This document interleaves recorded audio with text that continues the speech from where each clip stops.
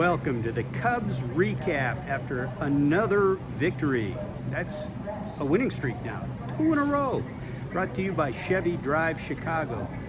We are here at the produce aisle because that's what tonight was about.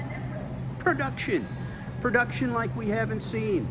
Two games in a row, this lineup has produced with men in scoring position, produced a bunch of runs. Tonight it was 6 runs, not a lot early. It was a pitching matchup, pitching duel. Drew Smiley, another good performance. 6 innings, gave up 2 runs, gave up 2 early runs, and they were down early. Cubs scored twice in the 7th inning to take the lead. Mervis doubled home a run. Gomes scored. And then in the 9th inning, they added on. Morel with a monster home run.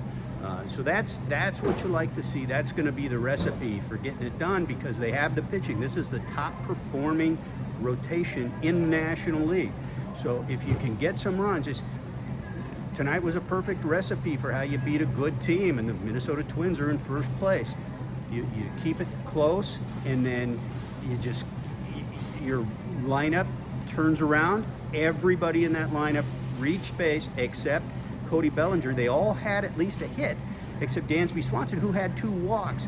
And Bellinger, even though he went hitless with no walks, drove in a run in the 9th with a sac fly, big insurance run. And again, Morel with the big home run. Ian Happ had 3 hits tonight. So that's what you like to see. That's how this team's going to win. That's how they're going to produce with that lineup, is getting something from everybody.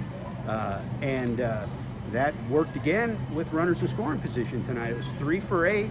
They were 6 for 14 the other night, so that's 9 for 22 the last 2 games. Both wins, a total of 16 runs in those 2 games.